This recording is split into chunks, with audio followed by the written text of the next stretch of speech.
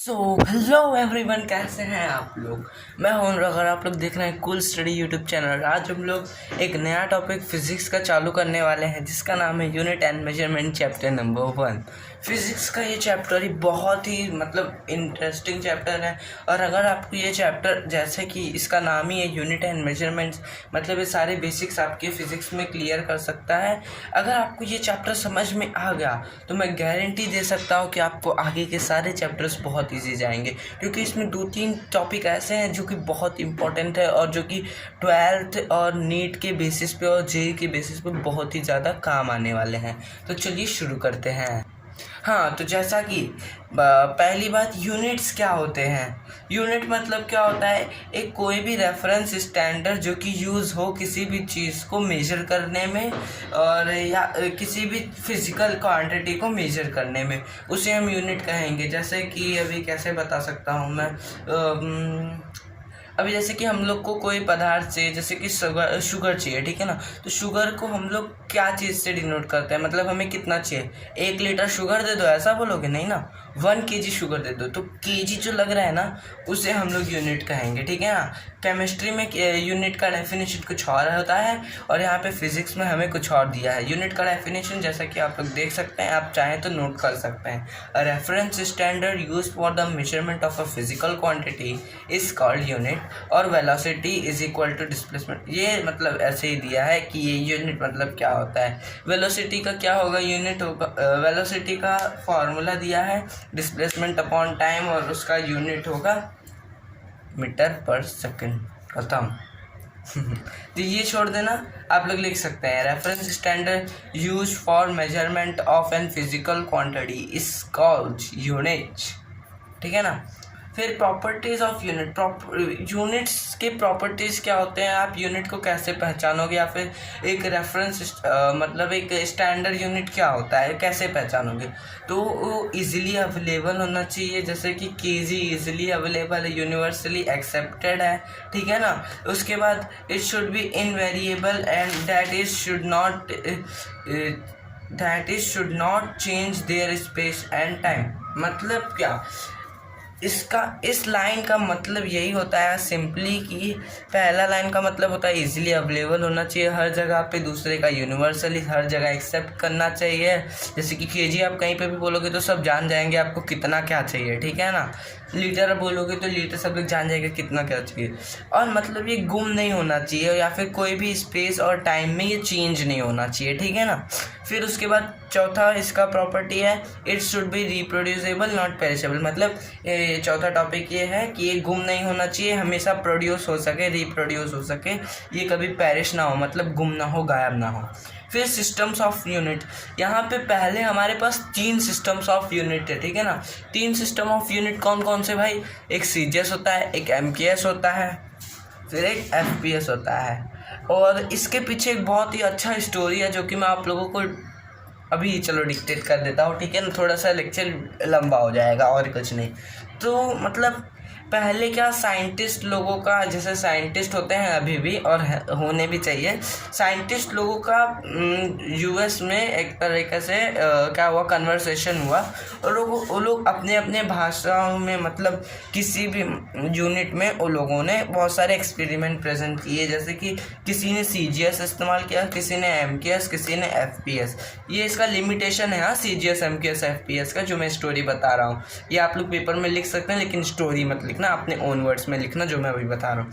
तो क्या हुआ ना, ये सीजीएस एमकेएस एफपीएस यूज़ करते एक समय ना, साइंटिस्ट लोगों ने ये ध्यान नहीं दिया कि कौन से लोगों ने क्या क्या चीज़ दी, और इन्होंने कभी भी वो नहीं निकाला, मतलब कन्वर्जन नहीं निकाला कि सेंटीमीटर का मीटर में, फुट में, ये सब का कन्वर्जन इन लोगों ने निकाला नहीं। अपने अपने वैल्यूज पुटअप करते गए और सबका डिस्ट्रॉय होगा, ठीक है ना। जैसे कि नासा पहली बार मून पे गई थी तो उन्होंने कितने में निकाला था, उन्होंने पाउंड यूज़ किया था, ठीक है ना। नहीं, उन्होंने फुट यूज़ किया था, ठीक है, एफपीएस सिस्टम। तो इसके वजह से उन लोगों का जो मीटर और किलोमीटर में उन लोगों ने ट्रांसफ़र किया ही नहीं, और उसकी वजह से उनका मिशन फेल बताया गया था, ठीक है ना। तो सीजीएस यूनिट क्या होता है, सेंटीमीटर ग्राम सेकंड, सीजीएस का फुल फॉर्म होता है। एमकेएस सिस्टम क्या होता है, मीटर किलोग्राम सेकंड। FPS क्या होता है, फुट पाउंड सेकंड। देखो सेंटीमीटर मतलब वो cm जो स्केल में रहता है उसी के रिलेटेड है ये मीटर वीटर, ठीक है ना। ग्राम मतलब वो जो हम लोग चीनी जिसमें मैंने बताया ना वो हो गया। सेकंड मतलब तो सेकंड हमेशा सेम ही रहता है, ठीक है ना। SI यूनिट, ये कन्फ्यूजन जो हो रहे थे, ठीक है ना, साइंटिस्ट के बीच में मिसअंडरस्टैंडिंग जो हो रहे थे, इसको दूर करने के लिए सिस्टम इंटरनेशनल मतलब यूनिवर्सली एक्सेप्टेड यूनिट, जैसा कि यहाँ पे था ये यूनिवर्सली एक्सेप्ट होना चाहिए, जैसे कि kg जो है ये यूनिवर्सली एक्सेप्टेड है। तो SI यूनिट लाया गया जो कि बहुत सारे साइंटिस्ट के बीच में कन्वर्जन हुआ, बहुत सारी मतलब क्या बोलते हैं, बहुत सारा डिस्कशन हुआ। डिस्कशन के बाद ये ऐसा सिस्टम आया जिसका नाम है सिस्टम इंटरनेशनल। ये MCQ बेसिस बहुत ही ज़्यादा चांसेस है कि ये आ सकता है बोर्ड में, नीट और JEE के पॉइंट ऑफ व्यू, ठीक है ना। क्यों ऐसा, क्योंकि सिस्टम इंटरनेशनल की जगह ना बहुत सारे बच्चे इसको रॉन्ग लिख देते हैं और कुछ और टिक करके आ जाते हैं। तो ऐसा नहीं है यार, सिस्टम इंटरनेशनल इसका फुल फॉर्म है और ये यूनिवर्सली एक्सेप्टेड है। उसके बाद आ जाते हैं, ये देखो आपको जो नोट्स अगर ये बनाना है ना तो आप लोग स्क्रीनशॉट लेके बना सकते हो, ठीक है ना। वीडियो पॉज करो। अब rule, how to write units, ठीक है ना। यूनिट हम लोग कैसे लिख सकते हैं, तो पहला should be written in singular form not in a plural form. Plural form में नहीं लिखना चाहिए, जैसे कि यहाँ पे मीटर लिखा है ना तो मीटर से नहीं करना है ऐसे, ये रॉन्ग हो जाएगा, मीटर ही लिखना है। ये वाला टॉपिक है, ये first point. Do not use punctuation mark, मतलब ये सब नहीं दो आप लोग मीटर में, ये चीज़ नहीं यूज़ करो, इससे भी रॉन्ग होता है।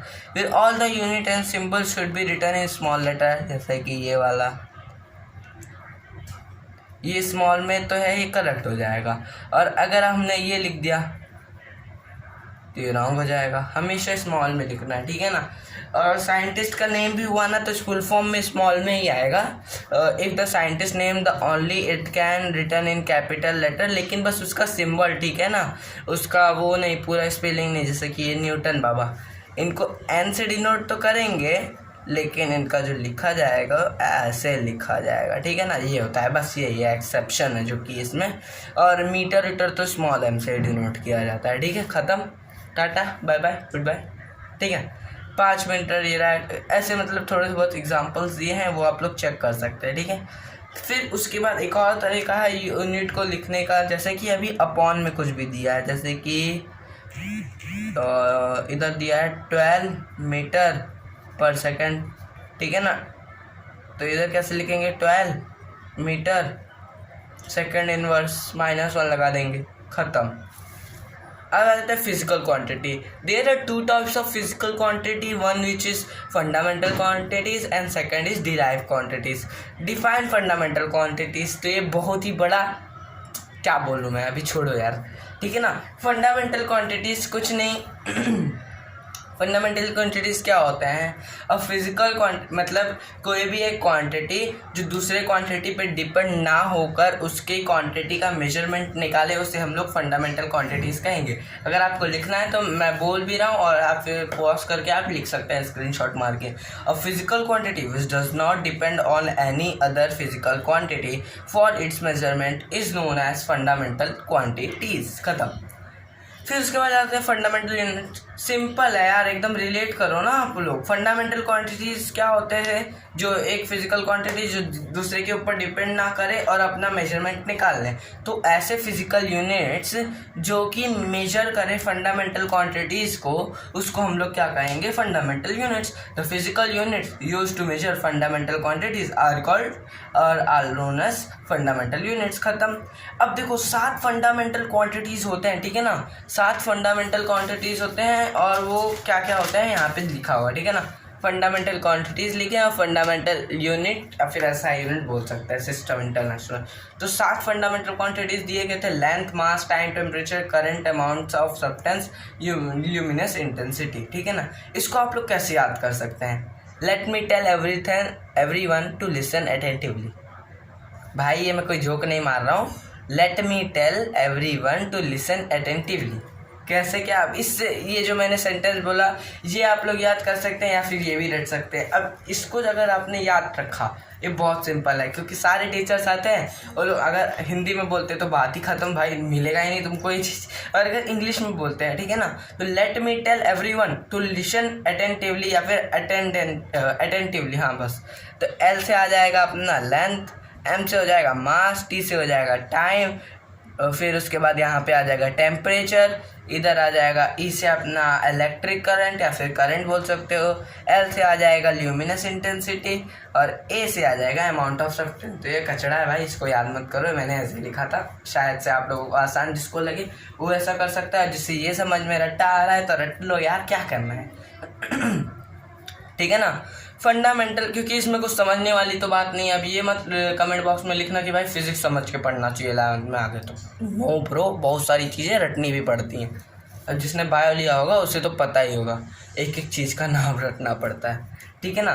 उसके बाद लेंथ का यूनिट क्या होता है, मीटर, मास का किलोग्राम, टाइम का सेकेंड, टेम्परेचर का केल्विन, करंट का होता है एम्पियर, अमाउंट ऑफ सब्सटेंस होता है मोल, ल्यूमिनस इंटेंसिटी होता है कैंडिले।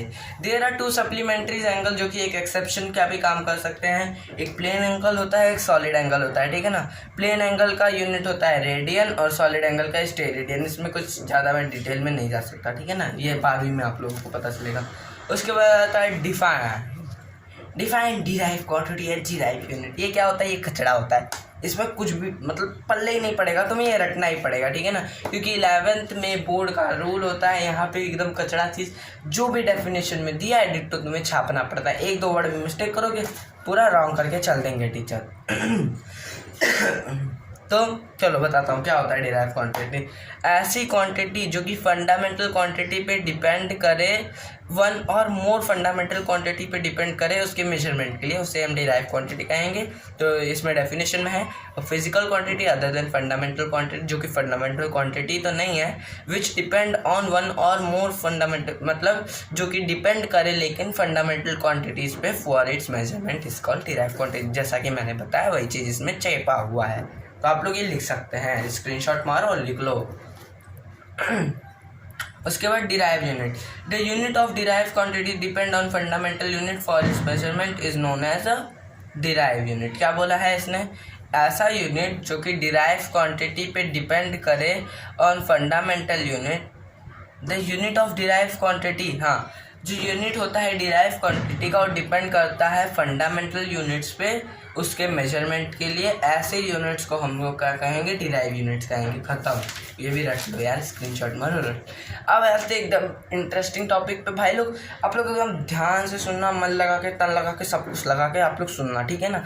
ये टॉपिक बहुत ही ज़्यादा इंपॉर्टेंट है, अगर आपको ये आ गया तो आपको 11th 12th बहुत ईजी जाएगा फिजिक्स, और ये नहीं आया तो मतलब समझ लो आप फंस चुके हो, ठीक है ना, फिर आपको रटना पड़ेगा। नहीं तो अगर आपको आ गया डिराइव करना तो बहुत अच्छी है, बहुत इंटरेस्टिंग है ये सब, ठीक है। आ जाते हैं वॉल्यूम पे। वॉल्यूम का फॉर्म टेंशन, मतलब किसी को याद नहीं है तो भाई लोग आप लोग 11th 12th पढ़ोगे ही, अगर मेरा चैनल सब्सक्राइब कर रहे हो तो गारंटी देता हूँ आपको ये आगे याद ही हो जाएगा, और नहीं हो रहा है रट लो, कोई नहीं, ठीक है ना। Volume length into breadth into height, ख़त्म। क्या आएगा, मीटर क्यूब, क्योंकि ये सारी चीज़ें मीटर से होते हैं, metre into metre into metre करेंगे, मीटर क्यूब। लेंथ का क्या था भाई लोग, मीटर था, 3 आ जाएगा। एम का क्या था भाई लोग, किलोग्राम था, किलोग्राम दिख रहा है यहाँ पे कहीं, नहीं तो 0 हो जाएगा। टी से एस होता है मतलब सेकंड, नहीं है भाई, 0 आ जाएगा। बस ये 3 ही क्यों लिया, आगे एक और आएगा, लेकिन अभी ये 3 ही क्यों लिया, क्योंकि बेसिकली सारे फॉर्मूलाज में लेंथ, मास और टाइम ही आता है। अगर आप लोग दूसरा कोई चैनल देखोगे तो MLT बताएंगे लोग, M0 L3 T0 ऐसा होता है, ठीक है ना। लेकिन ये इजी पड़ता है, लेंथ मास टाइम, ये सीक्वेंस में एकदम याद रहता है, LMT, ठीक है ना। फिर डेंसिटी, ये देखो मैंने बता दिया, ठीक है ना, मीटर क्यूब का क्या होता है। और मैं एक दो होमवर्क भी दूंगा, वो आप लोगों को खुद से निकाल के लाना है, गूगल में चेपना, पहले कमेंट बॉक्स में ज़रूर डालना, ठीक है। और डेंसिटी क्या होता है, डेंसिटी होता है मास अपॉन वॉल्यूम, सिंपल है भाई, मास मतलब kg, वॉल्यूम मतलब अभी हमने फाइंड किया मीटर क्यूब। और देखो आप लोगों को मैंने अभी थोड़ी देर पहले ही बताया था, मीटर क्यूब को हम लोग ऊपर ले जाएंगे तो ये kg मीटर इनवर्स क्यूब, ठीक है ना, इनवर्स क्यूब हो जाएगा। फिर आगे चलते हैं भाई लोग, उसका क्या हो जाएगा, अपना डायमेंशन हो जाएगा L-3 M1 T0। ऐसे ही आप लोग सारे का निकाल सकते हैं। ये देखो -3 कहाँ से आया, ये -3 m1 क्योंकि कुछ नहीं है तो सबका मालिक एक 1 और t0 ख़त्म। वेलोसिटी भी ऐसे, एक्सेलरेशन भी ऐसे। जो ना समझे आप लोग कमेंट बॉक्स में पुटअप कर देना यार, मैं देख लूँगा, ठीक है ना। फिर उसके बाद आ जाता है अपना, उसके बाद क्या आ रहा है, फोर्स हो गया, मोमेंटम हो गया, इम्पल्स हो गया। फिर आ जाते हैं इम्पल्स, मतलब क्या होता है, देखो यहाँ पे दिया है large amount of force. Bat ball का एग्जांपल ले लो भाई। बैट से जब हम मारते हैं किसी बॉल को तो एक शॉर्ट टाइम के लिए वो लोग टच होते हैं, लेकिन बहुत ज़्यादा दूर तक जाता है बॉल। वो ऐसा तो नहीं कि बैट से बॉल उठाया और चल दिया लेके और बाउंड्री पे जाके रख दी, ऐसा नहीं। बहुत ही कम समय के लिए टच होता है और तुरंत सट से निकल जाता है। हाँ, तो फिर उसके बाद क्या है, ये सब सारे यूनिट्स हैं। और भाई लोग नहीं, ये मत देखो, ठीक है ना। इसमें से मैं आपको 3-4 होमवर्क दे देता हूँ। वर्क का निकाल के लाना है, पोटेंशियल एनर्जी का निकाल के लाना है और काइनेटिक एनर्जी का। और इसके आगे हम लोग ना मतलब एक एप्सिलॉन 0 होता है, इसका हम लोग निकालेंगे। यूजेस ऑफ डायमेंशनल देखेंगे और इसके आगे बहुत सारे नए नए टॉपिक्स आपको मैं अगले लेक्चर में बताऊँगा, ठीक है ना। तब तक के लिए goodbye, thank you for watching, bye bye.